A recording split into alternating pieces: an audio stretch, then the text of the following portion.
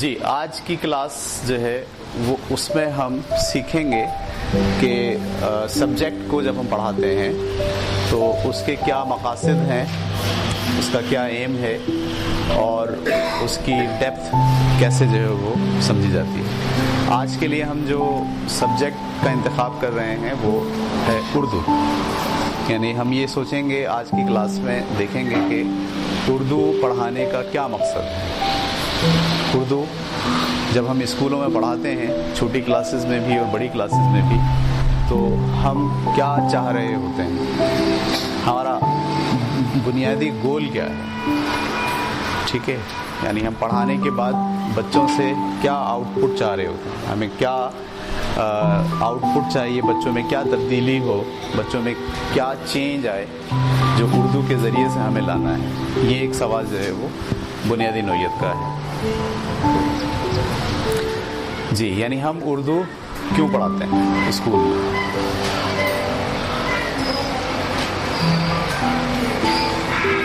مختلف جوابات ہو سکتے ہیں اس سوال کے کہ اردو پڑھانے کا کیا مقصد ہے۔ ایک کلاس میں نے پوچھا کہ اردو پڑھانے کا کیا مقصد ہے، تو جواب یہ ملا کہ اردو ہماری قومی زبان ہے اور کیونکہ ہم پاکستانی ہیں لہذا ضروری ہے کہ اردو سب کو آنی چاہیے۔ تو میں نے اس پر ایک سوال اور کیا کہ ہم پہلی کلاس میں بچوں کو لکھنا پڑھنا سکھا دیتے ہیں اردو، یا 5ویں جماعت تک آتے آتے بچہ اچھی اردو لکھنا پڑھنا سیکھ لیتا ہے، تو پھر اس کے بعد کیا ضرورت پڑتی ہے اردو کی، ٹھیک ہے۔ بنیادی طور پر تو ہم نے اس کو 5ویں 6ٹھی جماعت تک اردو لکھنا پڑھنا سکھا دیا ہوتا ہے۔ اگر صرف اردو لکھنا پڑھنا سکھانا ہی اردو کا مقصد ہے تو یہ مقصد تو 5ویں 6ٹھی جماعت تک مکمل ہو جاتا ہے۔ پھر سوال یہ کہ اب ہم اردو کیوں پڑھاتے ہیں اس کو 7ویں میں 8ویں میں، حتیٰ کہ میٹرک میں، پھر فرسٹ ایئر میں، سیکنڈ ایئر میں، پھر ایون گریجویشن میں، پھر لوگ اردو میں ماسٹرز بھی کرتے ہیں، ٹھیک ہے۔ تو بہت سارے مقاصد ہو سکتے ہیں، لیکن ایک کور مقصد ہے، ایک بنیادی مقصد ہے اردو پڑھانے کا، جو میں سمجھتا ہوں ہر استاد کو اردو پڑھاتے وقت اس کے ذہن میں ہونا چاہیے۔ اردو پڑھانے کا مقصد یہ ہے کہ ہم الفاظ کے ذریعے بچوں کے ذہنوں میں نئے خیالات پیدا کریں، اور جب نئے خیالات پیدا ہو جائیں تو اسے لکھ کر یا بول کر بیان کرنا سکھا دیں۔ اس کو ہم گھر لکھنے کی کوشش کریں۔ الفاظ کے ذریعے نئے خیالات پیدا کرنا، اور جب خیال پیدا ہو جائے تو اسے لکھ کر یا بول کر بیان کرنا سکھانا، یہ ہے اردو پڑھانے کا بنیادی مقصد۔ بنیادی طور پر جو شعور ہے انسان کا وہ ڈیولپ ہوتا ہے الفاظ کے ذریعے، یعنی ہم دنیا میں جتنی چیزوں کو جانتے ہیں وہ ان کے الفاظ کی وجہ سے جانتے ہیں۔ کوئی ایسی چیز بتائیے جس کے لیے کوئی لفظ نہ ہو، ایسی کوئی چیز نہیں ہے۔ اچھا، پھر ایک ہوتا ہے چیز، پھر ایک ہوتا ہے احساس، یعنی آپ چیزوں کے لیے بھی الفاظ کے محتاج ہوتے ہیں اور احساس کو سمجھنے اور بیان کرنے کے لیے بھی الفاظ کے محتاج ہوتے ہیں۔ غم، صحیح ہے، نفرت، محبت، غصہ، یہ سارے احساسات ہیں، ان احساسات کا اندازہ بھی ہمیں الفاظ کے ذریعے ہوتا ہے۔ غرور، تکبر، ٹھیک ہے، مختلف قسم کی خاصیتیں انسانی اور چیزوں کی، اس کو بیان کرنے کے لیے بھی اور اس کو سمجھنے کے لیے بھی ہمیں ایسا لفظ کی ضرورت ہے۔ تو اصل میں جو اردو کا سبجیکٹ ہے وہ کیا کرتا ہے، الفاظ دیتا ہے اسٹوڈنٹس کو کہ جس کو لے کر وہ کچھ خیال بلڈ کرتے ہیں، اور جب خیال ان کا بلڈ ہو جاتا ہے تو ان میں پھر اتنی ایبلٹی ہم پیدا کریں کہ وہ اس خیال کو لکھ کر یا بول کر بیان کر دیں، یا لفظ جو میں نے کہا لکھ کر یا بول کر، تو یا نہیں ہونا چاہیے بلکہ لکھ کر اور بول کر، وہ لکھ بھی سکتے ہیں اس بات کو اور اس بات کو وہ بول بھی سکتے ہیں۔ اس صلاحیت کی ڈیولپمنٹ جو ہے وہ اس سبجیکٹ کا بنیادی مقصد ہے۔ یعنی ہر نئی چیز کا بنیادی خیال بچے کے ذہن میں اردو کے ذریعے سے آپ منتقل کرنے کی کوشش کرتے ہیں، ٹھیک ہے؟ ہاں، ہر لینگویج کا یہی کام ہوتا ہے۔ اگر آپ یہ کہیں کہ انگلش بھی دراصل یہی کرتی ہے، سندھی بھی دراصل یہی کرتی ہے، ٹھیک ہے؟ جتنی لینگویجز ہوتی ہیں اس کا بنیادی کام یہی ہوتا ہے کہ وہ اپنے اندر اتنی وسعت رکھیں کہ ہر قسم کے احساس کو، ہر قسم کے خیال کو، چاہے وہ سائنسی خیال ہو، چاہے وہ لاجیکل ہو، چاہے وہ مذہبی ہو، یہ سارے خیالات کا جو پیدا ہونا ہوگا بچے کے ذہن میں وہ کچھ الفاظ کے ذریعے ہوگا۔ تو استاد جب اردو پڑھانے کھڑا ہو تو وہ کسی سبق کو پڑھانے کے دوران اس کا مطمع نظر یہ ہونا چاہیے کہ اس ٹیکسٹ میں جو لفظ آ رہے ہیں ان لفظوں کے پیچھے جو خیالات ہیں ان خیالات کی وہ تشریح کرتا چلا جائے اور ان خیالات کو وہ ڈیولپ کرتا چلا جائے، ٹھیک ہے؟ اس بنیاد پر ہم کہہ سکتے ہیں کہ ایک اردو پڑھانے والے ٹیچرز کی ذمہ داری جو ہے وہ عام سبجیکٹ پڑھانے والے ٹیچرز کی ذمہ داری سے زیادہ ہے، کیونکہ عام سبجیکٹ پڑھانے والا ٹیچرز کسی مخصوص دائرے میں موجود خیالات کی ترجمانی کرتا ہے، ان خیالات کی عکاسی کرتا ہے۔ سائنس پڑھانے والا صرف اور صرف مادی چیزیں جو دنیا میں اس کو نظر آ رہی ہیں ان کی تشریح اور ان کی خصوصیات کا مطالعہ یہ یہاں تک وہ محدود ہوتا ہے۔ لیکن اگر اس سے کہا جائے کہ سائنس پڑھانے والا غصے کو بھی بیان کرے، احساس کمتری اور احساس برتری کو بھی بیان کرے تو یہ اس کا دائرہ نہیں ہے۔ لیکن اردو پڑھانے والے کا دائرہ بہت بڑا ہے، اسے خیالات کی تشکیل کرنی ہے جن کا تعلق زندگی کے ہر شعبے سے ہو، یعنی وہ سائنسی چیزیں بھی سمجھنے کے قابل ہو جائے اپنی زبان میں، وہ میتھمیٹیکل چیزیں بھی سمجھنے کے قابل ہو جائے اپنی زبان میں، اس کے سامنے اگر جغرافیہ سے متعلق چیزیں ڈسکس کی جائیں تو وہ بھی ان کو آسانی سے سمجھ لے۔ تو اردو پڑھانے والے ٹیچرز کا دائرہ جو ہے وہ بہت بڑا ہے، وہ بنیادی طور پر کسی ایک سبجیکٹ کو نہیں پڑھا رہا ہوتا بلکہ تمام سبجیکٹ کو پڑھانے کے لیے بچے کی بنیادی اہلیت کو بلڈ کر رہا ہوتا، ٹھیک ہے؟ اس لیے ہم کہتے ہیں کہ اردو پڑھانے والے ٹیچر کا انتخاب ہم ایسا کریں جس کو باقی سبجیکٹ پر بھی عبور حاصل ہو یا باقی سبجیکٹ کی بھی اس کو سنگن ہو، اس کو صلاحیت موجود ہو۔ ہم دیکھتے ہیں اردو کی کتاب میں، جب آپ اردو کی کتاب کا مطالعہ کریں گے، کسی بھی کتاب کو لے لیں تو اس میں بڑی ڈائیورسٹی پائی جاتی ہے، یعنی اس میں بہت تنوع ہے۔ اس میں پہلا سبق جو ہے وہ حمد ہے، دوسرا سبق جو ہے وہ حضور صلی اللہ علیہ وسلم کی تعریف پر یا ان کی زندگی پر ہے، تیسرا سبق جو ہے وہ پاکستان پر ہے، چوتھا سبق جو ہے وہ سائنس کے کسی موضوع پر ہے، پانچواں سبق جو ہے وہ کوئی تاریخ بیان کی گئی ہے، چھٹے سبق کے اندر اگر آپ دیکھیں تو اس میں شاعری ہے۔ آگے جیسے جیسے سبق بڑھتے جاتے ہیں کہیں جغرافیہ سے متعلق ٹاپک ہوتے ہیں، کہیں سائنس سے متعلق ٹاپک ہوتے ہیں، کہیں جو ہے وہ ڈرامہ ہوتا ہے، کہیں احساس بیان ہوتا ہے، کہیں زندگی کی مختلف کیفیات کا جو ہے وہ تذکرہ ہوتا ہے۔ تو اردو کا ٹیچر اگر ان سارے ایسپیکٹ سے واقف نہیں ہے، ان سارے کانسیپٹ اس کے کلیئر نہیں ہے تو شاید وہ کتاب میں سبق جو حمد کا ہے وہ تو بہت اچھا پڑھا لے گا، لیکن کتاب میں اگر سبق ہو سورج کے فوائد یا ہوا نے سورج سے کیا کہا، یا ایک سبق ہے اونٹ ریگستان کا جانور یا ریگستانی جہاز، اردو میں ایک سبق آ گیا اونٹ ریگستانی جہاز، تو اب اردو پڑھانے کے لیے اگر سائنسی نالج اور بیک گراؤنڈ ٹیچر کا نہیں ہے تو اس کے لیے یہ سبق پڑھانا ڈیٹیل کے اندر بہت مشکل ہوگا۔ اس لیے اردو پڑھانے والے ٹیچرز کو ضروری ہے کہ وہ مختلف ڈائریکشنز کا مطالعہ مسلسل جاری رکھیں۔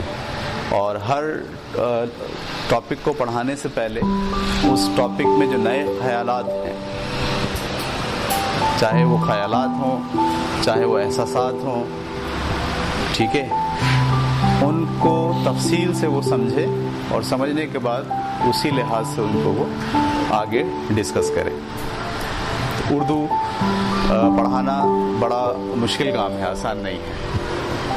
ہمارے ہاں تو اسکولوں میں ہوتا یہ ہے کہ جو ٹیچر کہتے ہیں اردو تو کوئی بھی پڑھا لے گا، ٹھیک ہے، سائنس پڑھانے کے لیے بہت اچھا ٹیچر ہم رکھیں گے، میتھ پڑھانے کے لیے اچھا رکھیں گے، اور جب بات ہوگی کہ اردو کس کو دی جائے تو کہا جائے گا کہ بھئی اردو تو آپ کسی کو بھی دیتے ہیں، کوئی مسئلہ ہی نہیں ہے، کوئی بھی ٹیچر جائے گا کلاس میں کھڑا ہوگا اردو پڑھا لے گا، کیونکہ یہاں اردو پڑھانے کا مطلب ہم یہ لیتے ہیں کہ کلاس میں جانا ہے، کتاب کھلوانی ہے، سبق کی ریڈنگ کرانی ہے، ٹھیک ہے، مشکل الفاظ کے معنی سمجھا دینے، جو ہمیں مشکل لگے وہ چھوڑ دینے، صحیح، جو ٹیچر کو مشکل لگے وہ چھوڑ دینے، ٹیچر کو جو تھوڑے آسان لگے مشکل الفاظ اس کے معنی وہ بچوں کو بتا دیں، اور اس کے بعد جو ہے وہ ایکسرسائز نکال کے پہلے سوال کا جواب یہاں سے یہاں تک ہے، دوسرے سوال کا جواب یہاں سے یہاں تک ہے، اور کاپی کے اندر جو لکھ کر ہم کہیں کہ یہ اردو پڑھا لے گی۔ ایسی اردو پڑھانا تو بہت آسان ہے،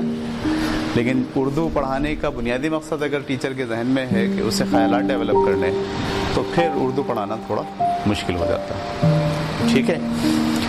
اچھا، اردو جب ہم پڑھانے جاتے ہیں تو بنیادی طور پر چھوٹی کلاسز میں تو ہم ان کی عادت بلڈ کر رہے ہوتے ہیں کہ وہ ٹیکسٹ کو پڑھیں، الفاظ کو پڑھیں، پیراگراف کو پڑھیں اور پڑھ کر اس کا خیال بنائیں، اور اس کے اندر جو نئی بات لکھی گئی ہے اس پہ سوچنے اور غور کرنے کی صلاحیت ان میں پیدا ہو جائے۔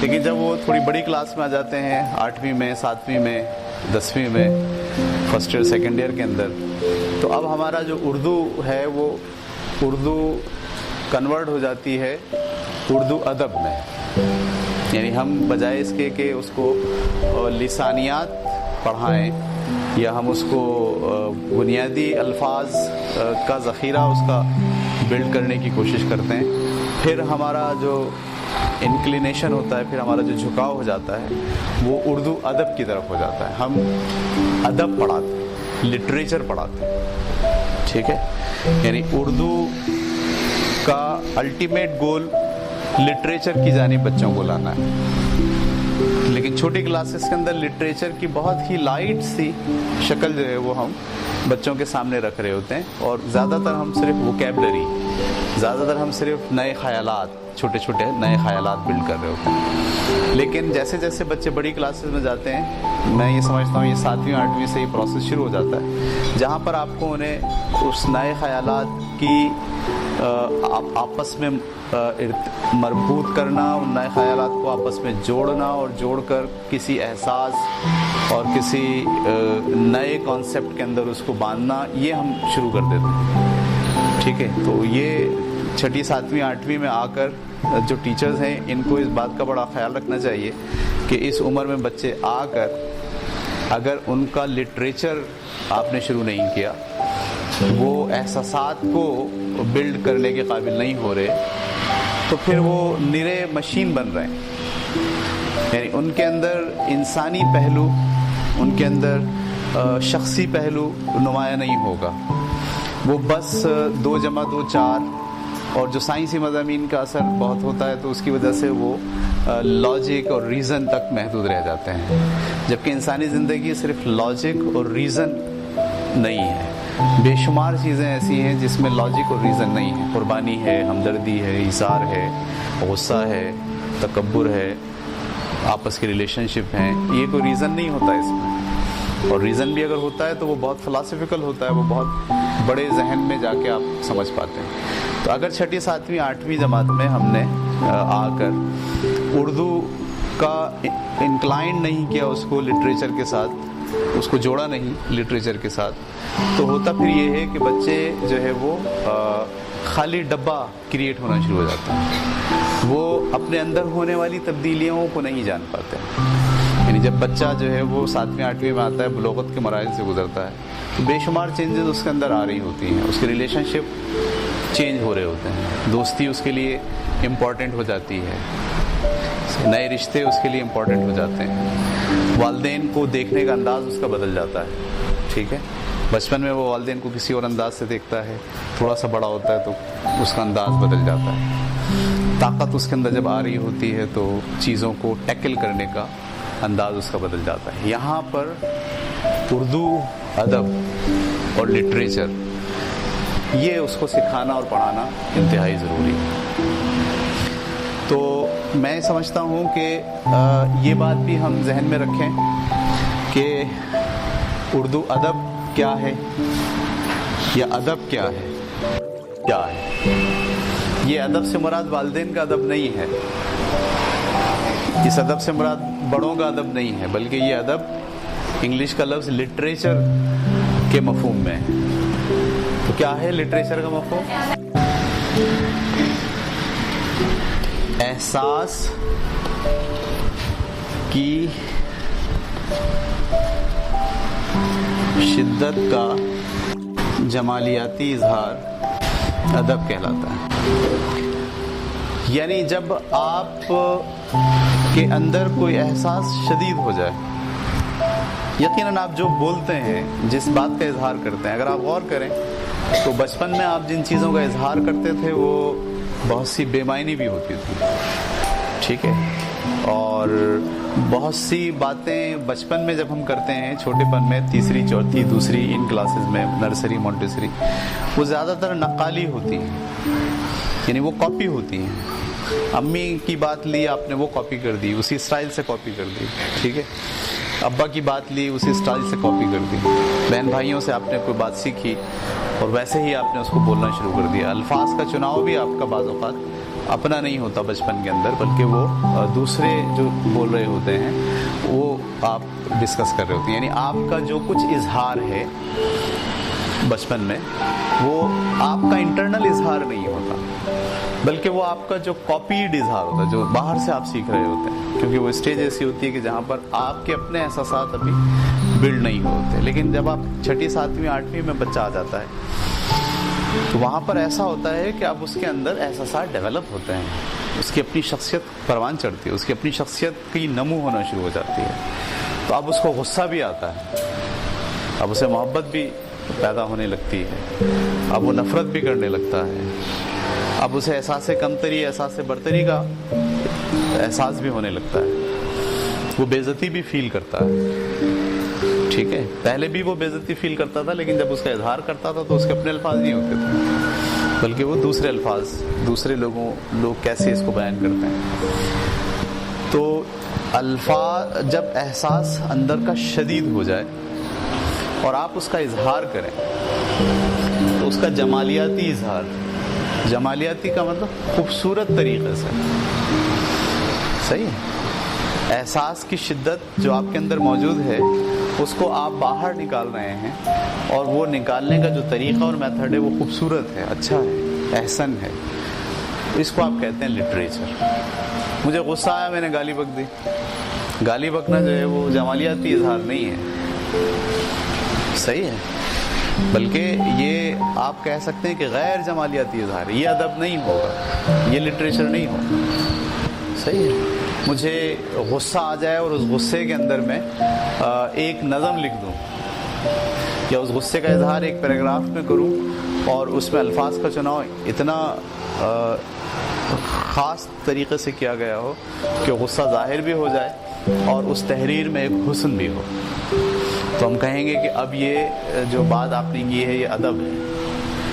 تو 6ٹھی 7ویں 8ویں میں جو بچے موجود ہیں ان کی انکلینیشن کے لیے اردو میں آپ کو ان کو اردو ادب سے متعارف کرانا چاہیے، اور یہ بتانا چاہیے کہ آپ اپنے احساسات کا اظہار جب کریں گے تو اس کے لیے آپ اختیار کریں گے جمالیاتی اسٹائل، یعنی آپ کو اسے احسن طریقے سے بیان کرنا، ٹھیک ہے. تو اس درجے تک پہنچ کر ایک استاد کے لیے بہت ضروری ہے کہ وہ ایسے سبق منتخب کرے، ایسے موضوعات کا انتخاب کرے کلاس روم کے اندر کہ بچے اس سبق کو پڑھ کر اس کے اندر سے اپنے کسی احساس کو سمجھ پائیں اور وہ احساس کا جمالیاتی پہلو ان پر واضح ہو. ٹھیک ہے, یہ ان کلاسز میں آ کر کرنا انتہائی ضروری. اگر آپ ایسا نہیں کریں گے تو میں نے آپ سے کہا نا کہ پھر بچے کی شخصیت کی تشکیل نہیں ہوتی, پھر اس کی شخصیت جو ہے وہ ادھوری رہنا شروع ہو جاتی ہے. وہ نہیں سمجھ پاتا کہ محبت میں اور ہمدردی میں کیا فرق ہے. نارملی ہم یہ جو بچے بڑے ہو رہے ہوتے ہیں 9ویں 10ویں 8ویں میں, یہ ان کو کسی سے ہمدردی ہو تو یہ اس کو محبت سمجھنے لگتے ہیں, یا کسی سے محبت ہو تو یہ اسے ہمدردی سمجھنے لگتے ہیں. تو ان کو نہیں پتہ چل پاتا کہ یہ احساس جو ہے اس کو کیا نام دیں. اسی طریقے سے بعض اوقات برتری کا احساس کریٹ ہو رہا ہوتا ہے. ٹھیک ہے, لیکن بچے جو ہے وہ اس کو کچھ بچے اس کو تکبر سمجھنے لگتے ہیں, کچھ بچے امپورٹنسی سمجھنے لگتے ہیں. ٹھیک ہے, اس کی صحیح معنوں میں مفہوم ان کو کلیئر نہیں ہو پاتا. تو آپ کا لٹریچر اور آپ کا ادب اس جگہ پر آتا ہے اور آ کر جو ہے وہ ان بچوں میں احساسات کی بلڈ کرنے میں اور احساسات کو سمجھنے میں ان کی مدد کرتا ہے. ایک بات. دوسری بات یہ کہ یہ جو عمر ہوتی ہے 6ٹھی 7ویں 8ویں, بلکہ اس سے پہلے بھی اگر آپ آ جائیں, اس عمر میں فکشن جو ہے وہ ہم بچوں کو پڑھائیں. فکشن کا مطلب ہوتا ہے کہ وہ خیالاتی دنیا اپنے ارد گرد جو ہے وہ بلڈ کرتے ہیں. ٹھیک ہے, یعنی آپ بچوں کو ٹارزن کی کہانیاں پڑھاتے ہیں, چھوٹے پن میں پڑھائیں. وہ ٹارزن کی کہانی پڑھ کے جو ہے وہ ایک خیالی دنیا اپنے ارد گرد بلڈ کرتا ہے. ایک ٹارزن ہے, اس کا دوست ہے اور وہ جناب ہمدردی کر رہے ہیں.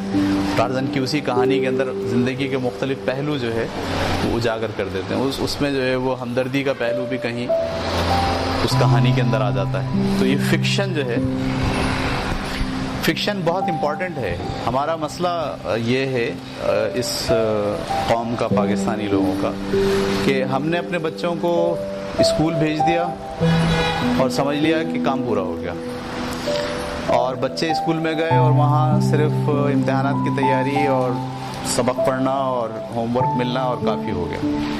بچہ جو ہے وہ فکشن پر نہیں آ رہا. یعنی اس کا اگر فکشن اس کا اسٹرانگ ہوگا تو اس کے دراصل امیجنیشن اسٹرانگ ہوں گے. وہ اپنے ذہن کے اندر بے شمار خیالات جو ہے وہ پیدا کرنے کے اہل ہو جائے گا. اس کے خیالات کی دنیا بڑی ہوگی.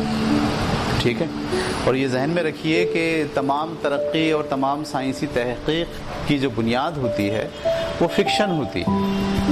یعنی پہلے زمانے میں جب جہاز نہیں تھے تو کسی کے دماغ میں آیا تھا کہ میں اڑوں گا, اور ایک آدمی یہاں سے اڑتا ہوا جائے گا اور 1 گھنٹے میں جو ہے وہ لاہور پہنچ جائے گا.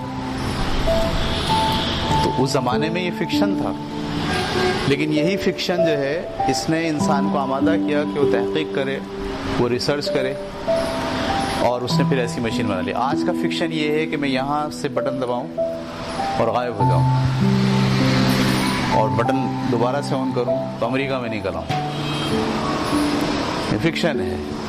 ٹھیک ہے, اس طرح کی بے شمار فکشنز کی کہانیاں, بے شمار آئیڈیاز جو ہے وہ کتابوں کے اندر کہانی کی شکل میں بچوں کو مل رہے ہوتے ہیں. یہی فکشنز سبب بنے گا آگے کسی تحقیق کا, آگے کسی ریسرچ کا. تو ہم اپنے بچوں کو فکشن سے آگاہ کریں.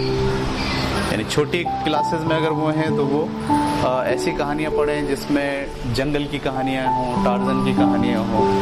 ہمارے ہاں کون تھا وہ, ملا نصیر, عمر و عیار, یہ کہانیاں موجود تھیں. ہمارے ہاں چڑیل اور جنات کی کہانیاں موجود ہیں. یہ بھی فکشن ہے.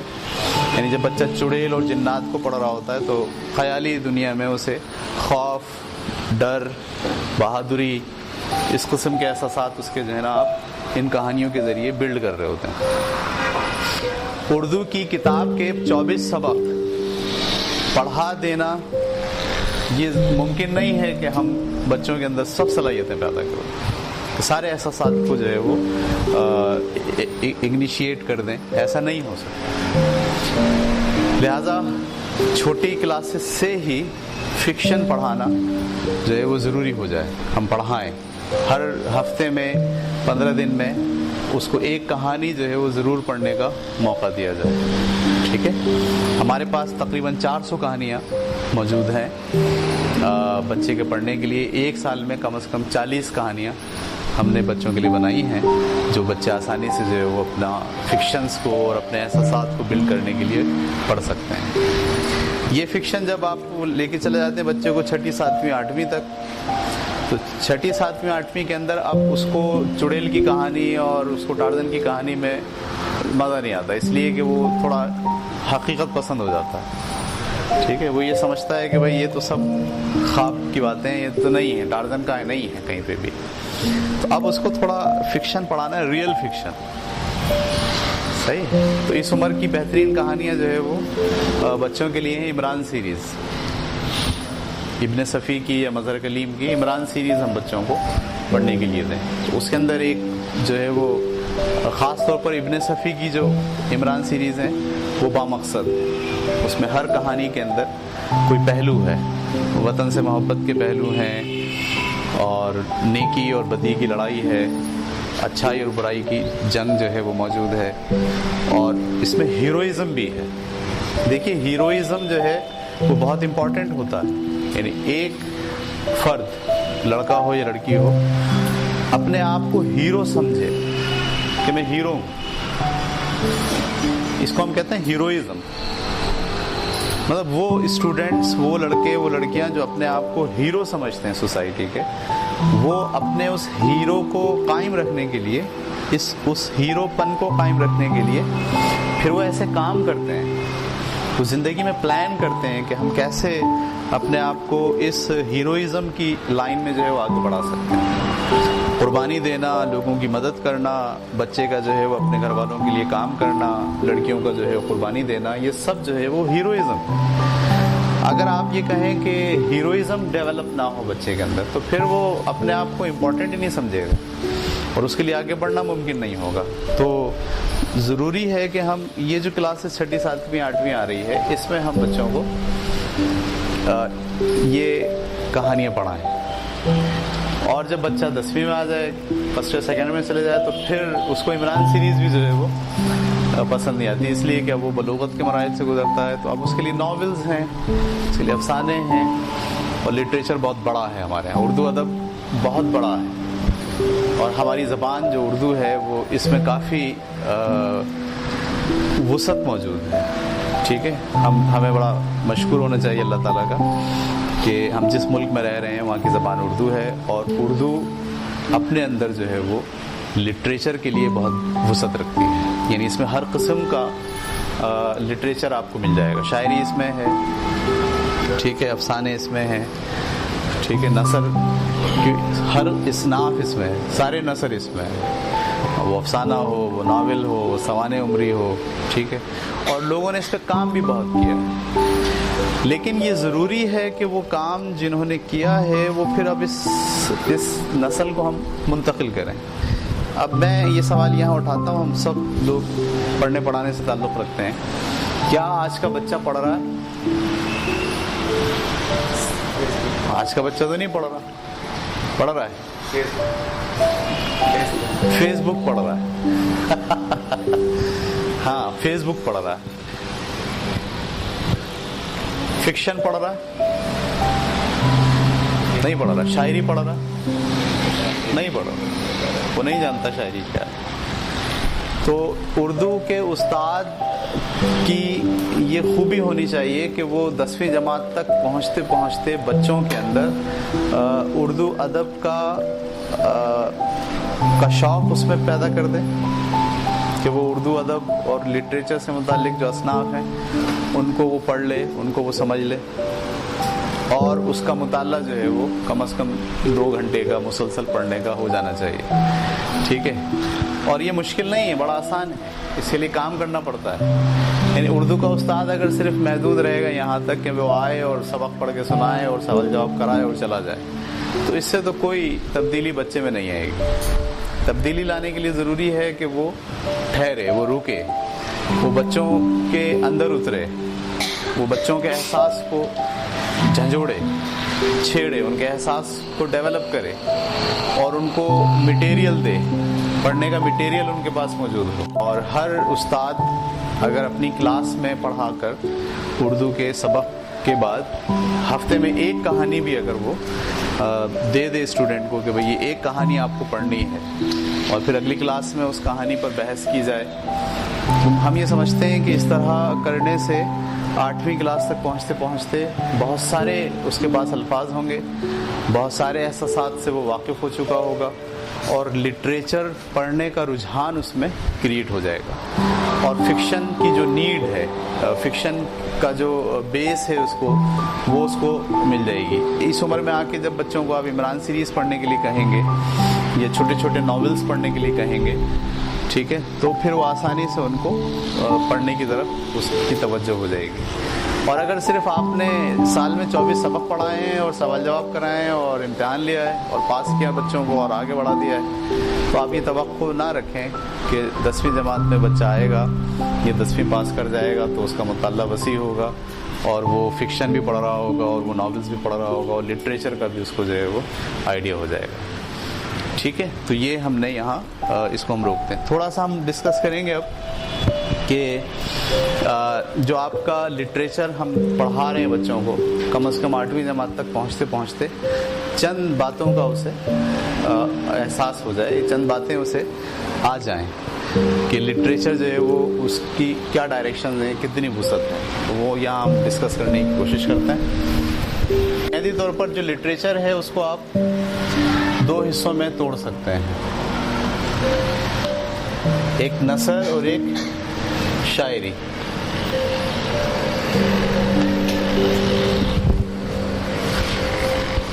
ایسا ہی ہے، نثر اور شاعری۔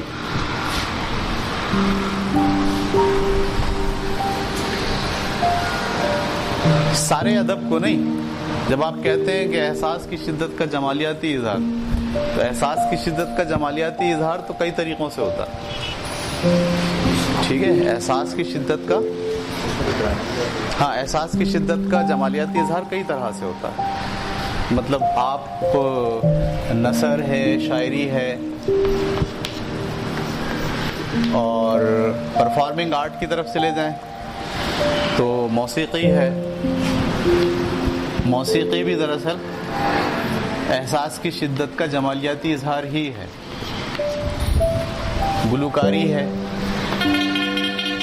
کیا موسیقی اور گلوکاری ایک ہی ہے، الگ الگ ہے؟ ایک ہی ہے۔ موسیقی میں بجانا اور گلوکاری میں آواز کو بھی شامل کر دینا، تو موسیقی کو اگر آپ توڑیں تو پھر کئی چیزیں آ جاتی ہیں کہ اس میں ڈرم بجانا ہے، اس میں بانسری بجانا ہے، اس میں گانا ہے، تو میرا خیال ہے اس کو ہم گلوکاری کو اس میں نہیں ڈالتے۔ موسیقی ہے، ڈرائنگ ہے، ڈرائنگ بھی جو ہے بنیادی طور پر پینٹنگ جسے آپ کہہ لیں، ڈرائنگ کا لفظ ٹھیک نہیں ہوگا، پینٹنگز یا مصوری اردو میں اگر آپ کہیں تو مصوری، اس سے بھی آپ اپنے احساسات کا جمالیاتی اظہار کر پاتے ہیں۔ اور ہم کیا سوچ سکتے ہیں؟ کرافٹ، ہینڈی کرافٹ، مجسمہ سازی آپ کہہ لیں یا دستکاری کہہ لیں،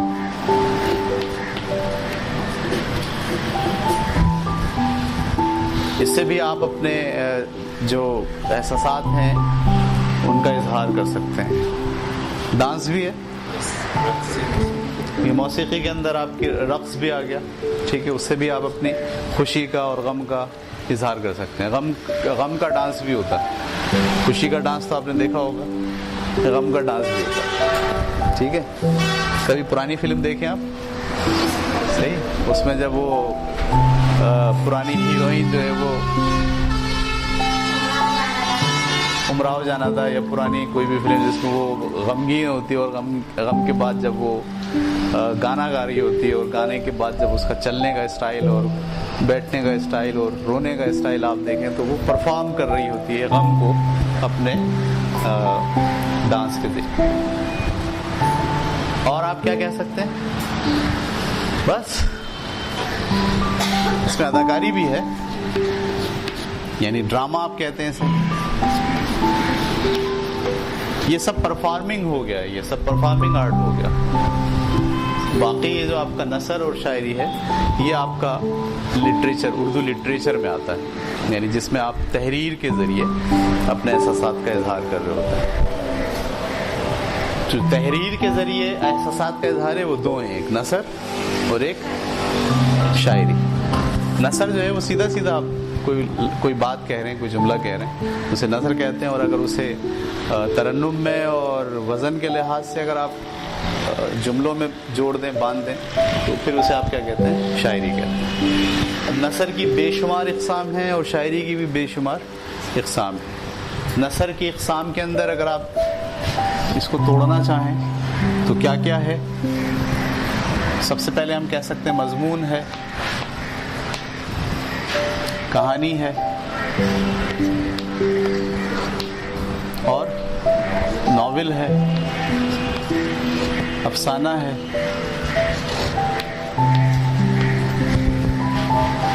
سوانح عمری ہے،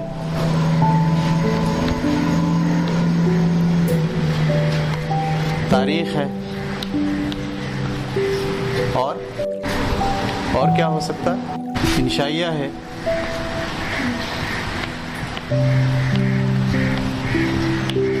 خاکہ ہے، ڈرامہ ہے،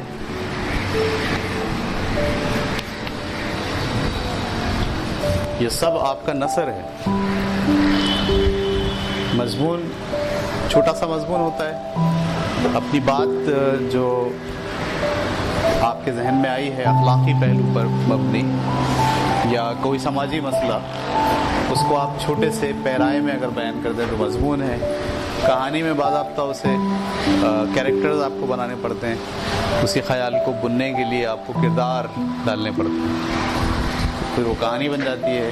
زیادہ تر کہانیاں فکشنز پر مبنی ہوتی ہیں۔ ناول ہے، ناول بڑا اسکیل ہے، اس میں پورا پلاٹ آپ کو ڈیزائن کرنا پڑتا ہے، اس میں کردار کا چناؤ ہوئے، اس میں منظر کشی ہے، ٹھیک ہے، تو بے شمار چیزیں لے کر آپ ناول لکھ رہے ہیں۔ افسانہ ہے، افسانے میں احساس کو مختصر طریقے سے بیان کرنا، اس کے لیے ضروری نہیں ہے کہ کردار ہی متعین کیے جائیں، بغیر کردار کے بھی آپ احساسات کو جو ہے وہ بیان کرتے ہیں، تو وہ افسانہ کہلاتا ہے۔ سوانح عمری ہے، جس میں لوگ اپنی زندگی کے حالات قلم بند کرتے ہیں۔ تاریخ ہے، ماضی کا کوئی واقعہ۔ انشائیہ ہے، انشائیہ بھی جو ہے وہ مضمون ہی کی طرح ہوتا ہے، لیکن انشائیے میں زیادہ تر آپ کے ارد گرد کی چیزوں کا، ماحول کا، سماج کا آپ کے ساتھ جو تعلق ہے اس کو بنیاد بنا کر مصنف جو ہے وہ کسی احساس کا اظہار کرتا ہے۔ ارد گرد کی چیزوں کا، مادی چیزیں یا سماج، اس کو بنیاد، اس کا آپ کے ساتھ جو ریلیشن شپ ہے، اسٹرانگ ریلیشن شپ، اس میں جو احساس کے پہلو نمایاں ہوتے ہیں ان کو مصنف جو ہے وہ انشائیے کی فارم میں بیان کر رہا ہوتا ہے۔ خاکہ ہے، خاکہ بالکل ایسا ہے جیسے آپ اسکولوں کے اندر بچے جو ہے وہ اسٹیج کے اوپر کھڑا ہو کر 5 منٹ کی 2 بچے آ کے گفتگو پیش کر کے چلے جاتے ہیں، 5 منٹ کے اندر وہ اپنی بات کو سمجھا دیتے ہیں۔ وہ مزاح پر بھی مشتمل ہوتی ہے، وہ کوئی پیغام بھی ہو سکتا ہے، تو جس میں 2 افراد بس کھڑے ہوں یا ایک فرد جو ہے وہ کھڑا ہو کر کوئی بات، کوئی پیغام، کیا ہاں اس میں خط بھی آتے ہیں، خطوط نویسی، بالکل غالب کے خطوط، علامہ اقبال کے خطوط نویسی بھی اس میں شامل ہے۔ یہ سب چیزیں نثر کا پارٹ ہوتی ہیں۔ کم از کم درجہ یہ ہے کہ میٹرک تک پہنچتے پہنچتے اسٹوڈنٹس اس بات سے آگاہ ہو جائے کہ اس کا جو نثر ہے اس کے کتنی اصناف ہیں، اس کے کتنی قسمیں ہیں، کتنی صنف موجود ہیں۔ اس میں داستان بھی ایک رہ گیا، لوگ کہانی بھی کہہ سکتے ہیں اسے، صحیح ہے، اور داستان بھی کہہ سکتے ہیں اسے۔ منظر نگاری، یہ اصل میں جب آپ ڈرامہ جب لکھ رہے ہوتے ہیں تو اس ڈرامے کے اندر जो है वो मंजर निगारी ज़रूरी होती है। तो ड्रामे में ये बात आ गई। तो ये सब चीज़ें नसर का पहलू है। हिकायत आप मजमून में आप उसको डाल सकते हैं, ठीक है, क्योंकि बुनियादी तौर पर मजमून किसी ख़याल को, किसी अखलाक़ी पहलू को, किसी समाजी मसले को हाईलाइट करने के लिए और नतीजा जो है लोगों तक पहुंचाने के लिए बुनियादी तौर पर मजमून लिखा जाता है। जैसे अल्लामा इकबाल, इसके सर सैयद अहमद ख़ान के बहुत सारे मज़ामीन हैं, 10वीं जमात में पढ़ते हैं, गुज़रा हुआ ज़माना, सही है। और फर्स्ट ईयर में कौन सा सबक है उनका? सर सैयद अहमद ख़ान का रस्म व रिवाज की पाबंदी और उसके नुकसानात। ये भी एक दरअसल क्या है, मजमून है। तो मजमून और वो जो आप कह रही हैं हिकायत जो है वो कहानी और मजमून दोनों को अगर आप मिक्स कर दें, कोई ऐसा अखलाकी बात, कोई ऐसा समाजी मसला जो आप कहानी की शक्ल में कोई किरदार बनाकर पेश कर रहे हैं, उसे आप हिकायत कहते हैं। शायरी में अगर आप आ जाएं तो शायरी में हम्द है, नात है,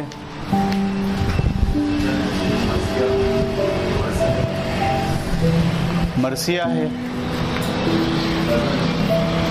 हाँ गज़ल भी है, गज़ल है, नज़म है, कवाली जो है वो नज़म में आ गई, गज़ल में भी आ गई। कवाली तो परफॉर्मिंग आर्ट है बुनियादी तौर पर। उसमें एक तारीफ जिसमें हम करते हैं उसे क्या कहते हैं? कसीदा है। कवाली आमतौर पर कसीदा हुआ करती है। फिर ये नज़म की मुख्तलिफ़ किस्में हैं, मुसद्दस है, मुखम्मस है, नज़म की इक़साम है, कसीदा है। और शायरी और किस तरह से होती है?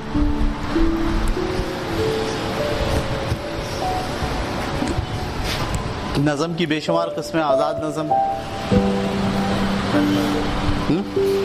हाँ पाबंद नज़म। अल्लामा इकबाल की जितनी नज़में हैं वो सब आज़ाद नहीं हैं, बल्कि वो काफ़िया और रदीफ़ और वज़न की पाबंदी के साथ लिखी गई हैं।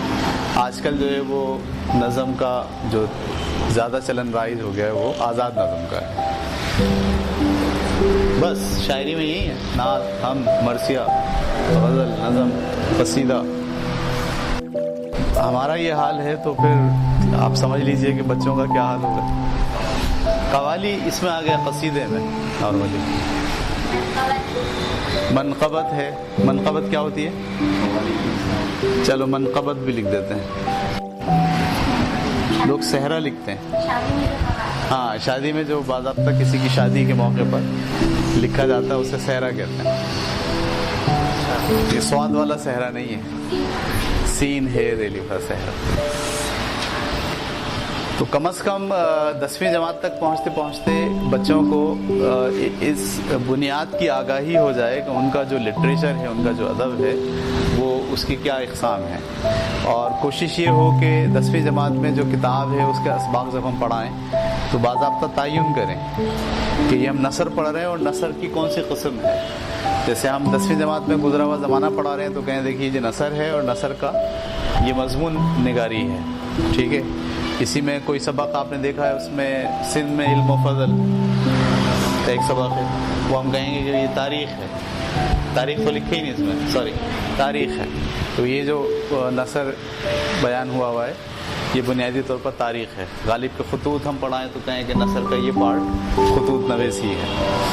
और हर सबक को मैं ये समझता हूँ कि जब पढ़ाया जाए तो सिर्फ वो सबक नहीं पढ़ा, आपने मजमून पढ़ा दिया एक सर सैयद अहमद ख़ान का गुज़रा हुआ ज़माना।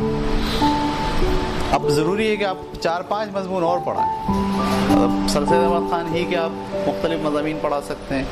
डिप्टी नज़ीर अहमद ने बहुत सारे मज़ामीन लिखे हैं, वो पढ़ा सकते हैं, ठीक है। हमारे ज़माने के अंदर जो यहाँ मुसन्निफ़ीन हैं वो कॉलम्स लिखते हैं। कॉलम निगारी भी रह गया इसमें एक, कॉलम निगारी।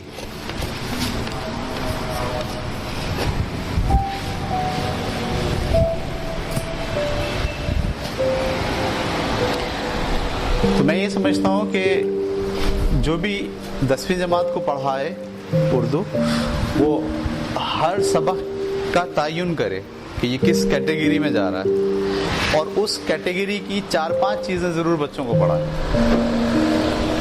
ہم ابھی کر رہے ہیں ایسا انتظام فرسٹ ایئر کے لیول پر کہ جس میں ایک سبق کے پیچھے جو مثال کے طور پر اسی سبق جیسے یا اس صنف کے جیسے کم از کم 3-4 سبق جو ہے وہ مزید بچوں کو پڑھنے کے لیے پرووائڈ کیے جائیں۔ وہ بھی ایک ویب سائٹ پر جو ہے اس کا انتظام ہو رہا ہے کہ پہلا سبق بچہ پڑھے، اس کو اسٹڈی کرے، اس کی ڈیٹیل کو پڑھنے کے بعد پھر ریکومنڈیشن میں ہم نیچے 5 سبق جو ہے وہ ڈال دیں کہ بھئی یہ اب آپ خود سے اسٹڈی کریں۔ دیکھیے، جب تک آپ اردو کی کتاب کو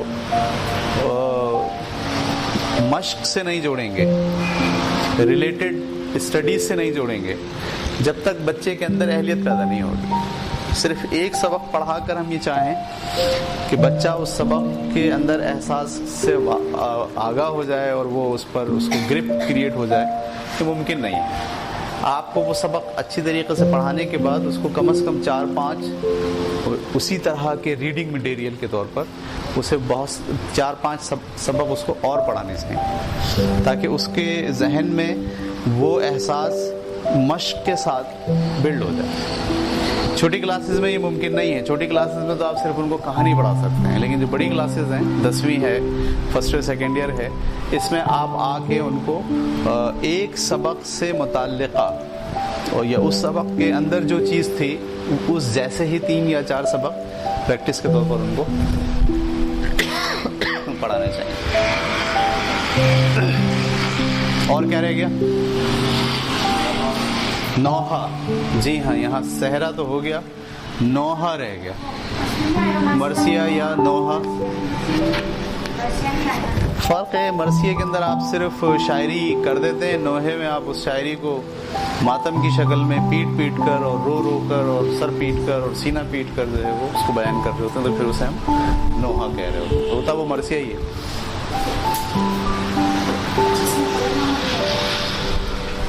خبر نامہ نہیں آئے گا، بس کالم نگار، کالم ہو گیا اس کا۔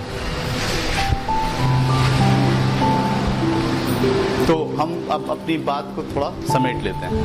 اردو پڑھانے کا بنیادی مقصد الفاظ کے ذریعے خیالات کو پیدا کرنا، اور جب خیال پیدا ہو جائے تو اسے لکھ کر یا بول کر بیان کرنا سیکھا۔ دیکھیے، لکھ کر اور بول کر بیان کرنا سیکھا۔ ہر استاد یہ کوشش میں لگ جائے کہ میں نے جو بات پڑھائی ہے بچے نے سمجھ لی ہے، کیا بچہ وہ بات لکھ کر بیان کر سکتا ہے پہلے اسٹیج پر، اور دوسرے اسٹیج پر کیا بچہ وہ بات بول کر بیان کر سکتا ہے۔ تو کلاس روم میں ایسے طریقے اختیار کیے جائیں کہ آپ نے ایک بات سمجھائی، ایک بات ڈسکس کر لی۔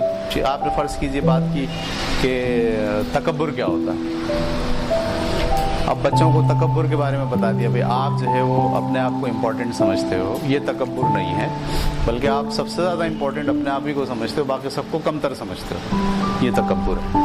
اس کی آپ نے چند ایگزامپلس دے دی۔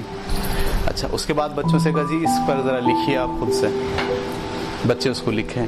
ٹھیک ہے، جب بچوں نے لکھ لیا تو پھر اگلا سیشن آپ کا یہ ہونا چاہیے کہ اب آپ اس کو کلاس میں سب کے سامنے بولیے۔ ٹھیک ہے، تو یہ الفاظ کے ذریعے آپ نے نئے خیالات پیدا کر دیے، بچے اس خیال سے آگاہ ہو گئے، واقف ہو گئے، اور جب وہ خیال ان کے اندر پیدا ہو گیا تو پھر اب آپ کی کوشش ہونی چاہیے کہ وہ اس کو لکھ بھی سکیں۔ ٹھیک ہے، ہمارے ہاں یہ کوشش نہ ہونے کے برابر ہے۔ اپنی بات لکھنے کا رجحان نہیں ہے، زیادہ تر لوگ اپنی بات جو ہے وہ لکھتے نہیں ہیں۔ ٹھیک ہے، اور اسی وجہ سے فیس بک جو آج ہم دیکھ رہے ہیں اس پہ جو لوگ لکھ رہے ہیں وہ بالکل بے ہنگم ہے، ان کی اردو کی تحریر بھی صحیح نہیں ہے، پلس یہ کہ الفاظ کا چناؤ مناسب نہیں ہے، اس لیے کہ وہ اپنے احساس کو بیان نہیں کر سکتے۔ ہاں، کوئی بہت ہی اچھے طریقے سے احساس بیان ہو جائے، اس کی پوسٹ اگر آپ پوسٹ کریں فیس بک کے اوپر تو ہم نے دیکھا ہے کہ وہ پوسٹ پھر کافی دن تک لوگ اس کو شیئر کرتے رہتے ہیں۔ تو اگر کلاس روم کے اندر اردو کے ٹیچر نے اس بات کا اہتمام کیا ہے کہ وہ خیال کو لکھ کر اور بول کر بیان کرنا کی پریکٹس ہوتی رہی، تو پھر ان بچوں میں یہ صلاحیت پیدا ہوگی کہ وہ اپنی بات کو مناسب طریقے سے کہہ پائیں گے۔ ٹھیک ہے، اکثر ایسا ہوتا ہے نا، ہم کہتے ہیں کہ ہم کہہ نہیں پائے، یا ہمارے پاس مناسب الفاظ نہیں ہے اس بات کو کہنے کے لیے، اس کی وجہ صرف یہ ہوتی ہے کہ ہماری اردو کمزور ہوتی ہے۔ اردو پڑھانے کا بنیادی مقصد الفاظ کے ذریعے خیالات کو پیدا کرنا، اور جب خیال پیدا ہو جائے تو اسے لکھ کر یا بول کر بیان کرنا سکھانا۔ پہلا اسٹیج تو یہ ہے، یہ بہت بنیادی اسٹیج ہے۔ پہلی، دوسری، تیسری، چوتھی، یہ ان کلاسز میں آپ یہی کام کر رہے ہوتے ہیں۔ ہر سبق کے اندر نئے خیال ہوتا ہے، اس کو پیش کرتے ہیں، اس کو لکھ کر بول کر بیان کرنا سکھاتے ہیں۔ لیکن جیسے جیسے بچہ 6ٹھی، 7ویں، 8ویں میں آتا ہے تو پھر اب آپ کا رجحان بدلنا چاہیے۔ اب آپ صرف، کیونکہ زیادہ تر خیالات آپ نے جو ہے ڈسکس کر لی، بہت الفاظ کا ذخیرہ بچے کے پاس ہو گیا، کہانیاں اس نے بہت پڑھ لی، تو اب آپ اس کو کنورٹ کرتے ہیں لٹریچر کی طرف، اور لٹریچر کا مفہوم اس کو ذہن میں آپ کو آگاہ کرنا ضروری ہے کہ احساس کی شدت کا جمالیاتی اظہار ادب ہے، اور اس کو ہم اس بات کا پابند کریں، اس بات کا اس کو آمادہ کریں اس بات پر کہ وہ لٹریچر سے متعلق ہو جائے، یعنی وہ جب بھی اپنی احساس کو بیان کرے اس کو خوبصورت طریقے سے بیان کرے، ٹھیک ہے، گا کر بھی بیان کر سکتا ہے، چیخ کر بیان کرے گا تو وہ خوبصورت نہیں ہوگا، لیکن اگر چیخنا اگلے سروں میں چیخ رہا ہے تو شاید وہ خوبصورت ہو جائے، ٹھیک ہے۔ تو یعنی بڑی کلاسز میں پہنچتے پہنچتے بچے کو آپ کو اٹیچ کرنا ہے لٹریچر کے ساتھ، اور اس میں مطالعہ جو ہے بہت امپورٹنٹ ہے۔ چھوٹی کلاسز میں فکشن کا پڑھانا، 7ویں 8ویں تک فکشن کا پڑھانا، اور اس کے بعد 10ویں جماعت میں جا کے اس کو ناولز، افسانے، شاعری، ان سب چیزوں سے اس کا تعارف کرانا، اور 10ویں جماعت کے اندر کم از کم اس کو ان ساری باتوں کا تعارف ہم دے کے فرسٹ ایئر میں بھیجیں، تاکہ 10ویں جماعت کے اندر بچے کو یہ پتا ہو کہ میں جب اردو پڑھتا ہوں تو اردو کی دراصل یہ سب قسمیں ہیں، یہ سب اصناف ہیں، اور ان سب کا مطالعہ جو ہے وہ میرے جمالیاتی احساس کو تسکین دیتا ہے اور میرے اندر شعور اور آگاہی پیدا کرتا ہے، ٹھیک ہے۔ یہ سب اگر نہیں کریں گے تو بچوں کے اندر شعور اور آگاہی پیدا نہیں ہوگی اور جمالیاتی احساس ڈیولپ نہیں ہوگا۔ یہ دیکھیے، احسن طریقے سے کرنا، کسی کام کو عمدہ طریقے سے کرنا، یہ جمالیاتی احساس ہے۔ وہ پیدا نہیں ہوا تو بس پھر پودے بھی، درخت بھی کٹ رہے ہوں گے اور کچرا بھی جگہ جگہ نظر آ رہا ہوگا، اس لیے کہ آپ نے اسٹوڈنٹ کے اندر جمالیاتی احساس پیدا نہیں کیا، ٹھیک ہے، اسے جمالیاتی احساس سے وہ گزرا نہیں ہے۔ اگر وہ گزرتا تو پھر وہ اپنے ارد گرد کی تمام چیزوں کو اسی احساس میں سمونے کی کوشش کرتا، ٹھیک ہے۔ تو بس میرا خیال ہے آج کے لیے اتنا کافی ہے۔